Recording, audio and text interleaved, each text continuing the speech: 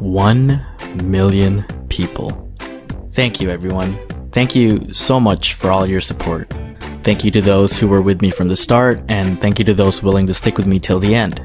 I've been blessed with my dream job of being able to entertain an audience through my art, and I'd be nothing without you all. You the real MVP!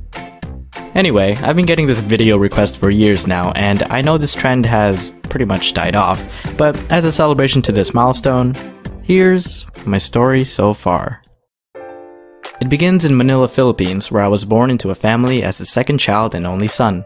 I have 2 sisters. I'm in the middle.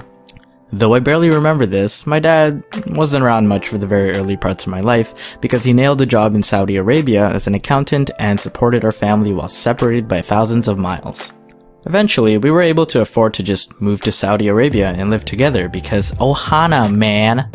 As a kid, I didn't fully understand the concept of different countries and cultures, so I thought Saudi Arabia was just another city in Philippines. It also didn't help that in the area where we moved to, there was a large Filipino community. There was even a designated Filipino school that I went to called the International Philippine School in Alcobar. After a few years, my parents decided what many other immigrants did at the time, and that was to look for a better life in the Western world. We decided on the frigid land of Canada because we had a few friends who already immigrated there. In 1997, we moved to Hamilton, Ontario, where we lived for 1 year. In that 1 year, I made 2 best friends that had the same birthday as I did, Paul and Anthony. The year after, though short-lived, we moved over a few cities to Mississauga, where we lived for another 7 years. And it was in those years that I really developed my artistic talent. I still remember back in grade 3 where we had to design these paper cars and we were allowed to draw anything on it. And just giving me that kind of freedom really excited me somehow. I went ham and cheese on it. I drew flames on the hood, like a dragon on the side, and while that would look horribly tacky and douchey on a real car, it really impressed my teacher. And so he decided to make an example out of me. He literally stopped the class to exalt my car and tell everyone how amazing it looked. And while that may have been a compliment that my teacher must have forgotten by now, it was the artistic boost that I'll never forget. From that point on, I just kept drawing almost every day. It kind of became my goal to be the best artist in my school, regardless of what grade I was. I then got into anime and drew the majority of my inspiration from the different styles that I saw. Every now and then, people would ask me, "Dom, how did you learn to draw?" And I give them the same answer that pretty much all artists would give. Practice! Even natural talent can only go so far if you don't strive to improve your skills. I still remember having this Pokemon book with all of the original 150, and I started off by tracing every single one. When I got comfortable with that, I went on to freehand copying. And then, eventually, I began to develop my own styles and just drew whatever the hell I wanted. That's the beauty of art. In grade 5, I met my biggest rival, Michael. At that point, I've already made a reputation for myself in the school, and a lot of people knew me as that one kid who could draw. Well, it turns out that Michael also had a similar reputation, and coincidentally, we were assigned seats right across from each other. I hated him at first, and I knew he saw me as a rival as well. But eventually, we opened up to each other and became best friends. Still remained artistic rivals, though. And then in grade 6, my parents decided to move to another part of the city. I had to switch schools, and it was a very sad time for me because Michael was one of the best friends I've ever had. I went to a school named St. Barbara, and you know a bit of that story already. It was also around this time that my parents decided to enroll me in this extracurricular program called Kumon. Now, Kumon was a tutoring service that helped students who were behind in school, except I wasn't behind in school. My parents were fairly strict with education, and I understood that and did my best in my classes, often getting straight A's in every subject. But I guess they wanted me to overachieve, so they thought Kumon was a great idea to get me ahead, specifically in the math department. I got so ahead that I was doing calculus when I was like in grade 8, and I didn't even realize it was calculus. By the time I actually was doing calculus in high school, I've already forgotten what I learned in Kumon. Although I hated the extra work, it paid off because I was always at the top of my class in math and arts and won several awards in high school. Now, high school was a bit of a trip for me.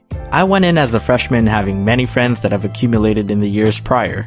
I was doing well in school, I still maintained my artistic reputation, I had a best friend that I had a crush on, life was pretty good. And then the Fire Nation attacked. And then we had to move. Again. Up until that point, I've already done a lot of uprooting and moving around, more so than the average kid. New countries, new cities, new schools.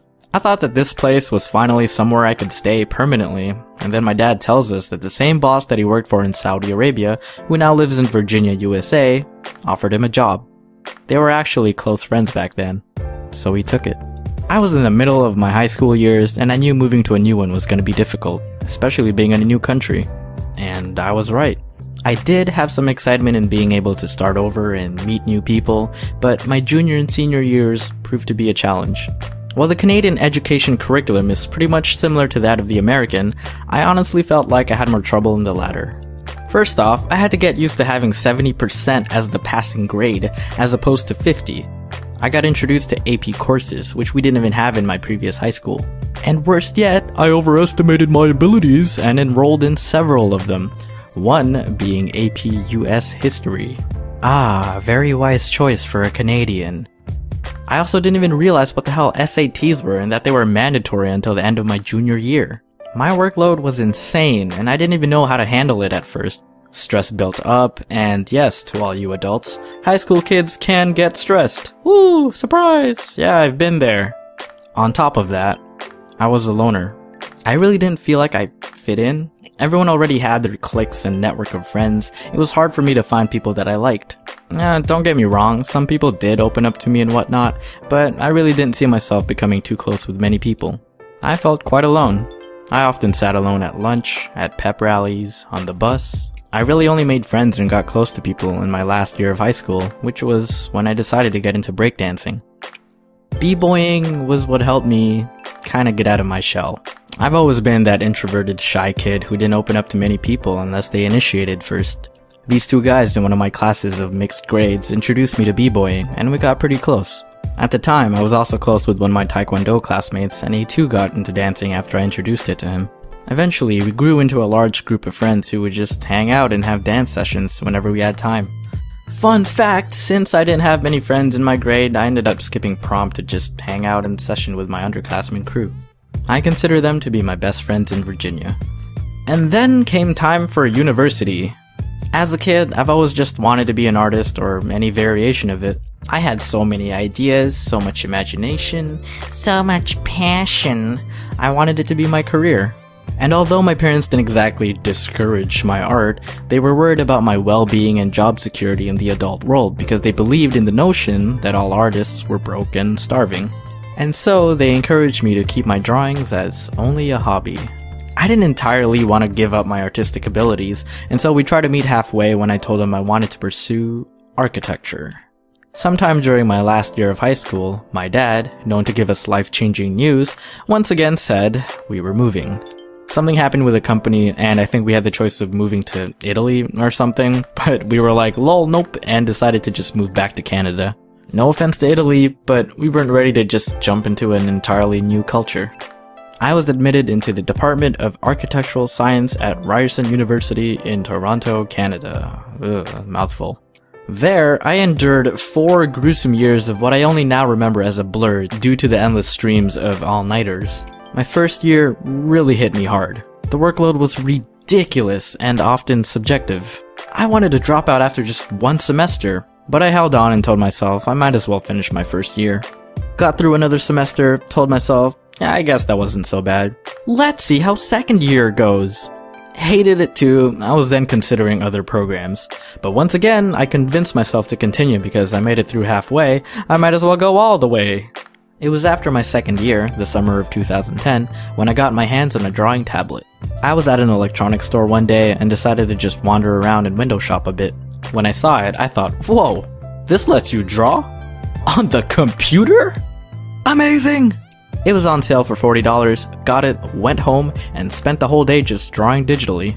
It was also around this time when I was really into webcomics. I read Cyanide and Happiness, XKCD, The Oatmeal, but there was one that stood out and whom I enjoyed reading the most. Ryan Hudson's Channel 8. His panel pacing and sense of humor really intrigued me, and so I decided to make my own comics. Still being in architecture school, I neither had the time nor money to really invest in a website to post my silly comics, and so I decided to just put them on Tumblr. I needed a name. I came up with Domix as a simple combination of Dominic's Comics. After about 2 months of posting comics non-stop on Tumblr, I reached my first 1,000 followers. That milestone really meant a lot to me and encouraged me to keep going as I still wasn't running out of ideas. My audience kept growing, and eventually I had a pretty solid fan base. Fast forward to 2012, I endured the second half of my 4-year program and graduated with a bachelor's in architecture. It was time I entered the field. It was time I became a real adult with a real job, blah blah blah blah. But I didn't exactly do that right away. The 4 years really burnt me out, and I thought I deserved to relax for a bit and be a potato. Since I then had more free time, I started catching up on my favorite YouTube channels and also discovering new ones. I started watching a lot of Egoraptor, Oni, Booster Teeth Animated Adventures, Swoozie, and many others. And just as I was inspired to make comics in 2010, I thought, hey, this looks like fun. I decided to try something new. I wanted to learn how to animate. Animation has always intrigued me as a kid, growing up with all these cartoons and anime shows. I've done my fair share of stick fights when I was younger, but never really tried pursuing the other levels of animation. I even got messages from fans asking why I used Adobe Flash to draw my comics, since it's often known to be used for animations. I didn't know jack about animating though. I just knew you would draw frames after another to simulate motion, but I was oblivious to the many techniques people use to efficiently make a video. So I started watching Flash tutorials and teaching myself, and eventually got the hang of it. And pretty much exactly 2 years after I started Domics, I posted my first animation on YouTube under the same name. Yeah, they weren't comics, but I've already made a brand for myself by then, so I decided to keep the name. Luckily enough, around this time, I met Aline, aka White Clover Productions, through a mutual friend. He was interested in film and has his own YouTube channel known for the Zodiac series. He told me about the ever-changing platform that is YouTube and how it's become a career path for many. He was the one who encouraged me to push my content onto YouTube and believed that I'd be successful. He then introduced me to the partnership program, and pretty soon I was earning revenue from my silly videos that I made in my room using the tablet I bought for $40 2 years ago. At this point in my life, I was put in a position where I had to decide what I wanted to do. I recently graduated from a 4-year hell of a program, and I didn't want all that hard work to go to waste. But then, I also had Domics, this side hobby that I've also put a lot of effort in, and was still continuing to blow up. I thought, I'm still young, I might as well have some fun and see where Domics leads me. And now, 2.5 years later, here we are. Over 1 million of you still supporting me. Still haven't unsubscribed. I've met some amazing people throughout this journey, and I hope to meet many more. I don't know exactly where I'll be in another 2.5 years, but let's hope I'll still be doing what I love to do. And that is to entertain you all in some form or another. Yup.